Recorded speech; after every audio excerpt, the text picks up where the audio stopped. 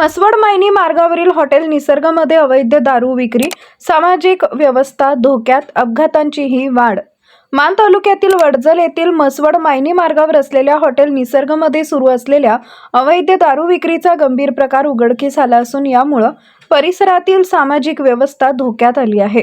परवानगी नसतानाही इथं दिवस रात्र देशी विदेशी दारूची खुलेआम विक्री होत असल्याचं समोर आलंय। ग्राहकांना बसण्याची सोय करून देत सर्रास दारू पाजली जात असल्यानं कायद्याचा उघड भंग होत आहे। विशेष म्हणजे हॉटेलच्या जवळच माध्यमिक शाळा असल्यामुळे विद्यार्थ्यांवर याचा विपरीत परिणाम होत असून काही व्यक्ती लहान मुलांना आमिष दाखवून त्यांच्याकडून दारू आणून घेत असल्याचं धक्कादायक प्रकारही उघड झाले।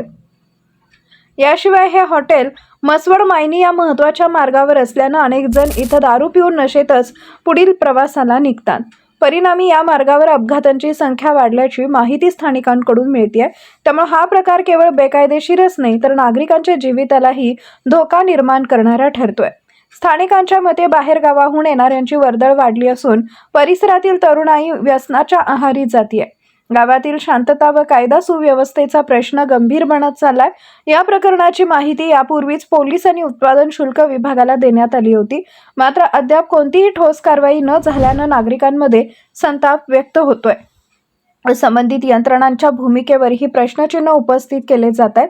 दरम्यान वडजल येथील नागरिकांनी अवैध दारू विक्री तात्काळ बंद करून संबंधितांवर कठोर कारवाई करण्याची जोरदार मागणी केली आहे।